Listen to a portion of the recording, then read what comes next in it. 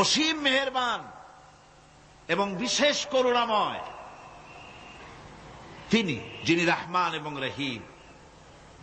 রহমান রহিম আল্লাহ পাকের দুটি গুণবাচক নাম। রহমান অপেক্ষা রহিম অপেক্ষা রহমান,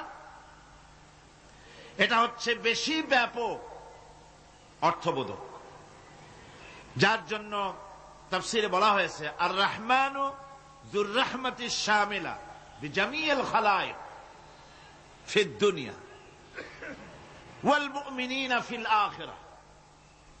অর্থাৎ রহমান তিনি, যিনি এমন রহমতের মালিক যা বিশেষত গোটা বিশ্বের সমস্ত মানুষের জন্য প্রযোজ্য।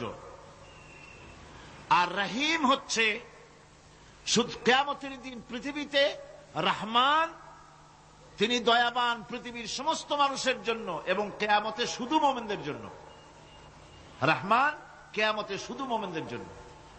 আর রহিম হচ্ছে আর রহিম যুর রাহমাতি শামিলা লিল মুমিনিনা ইয়াউমিল কিয়ামা।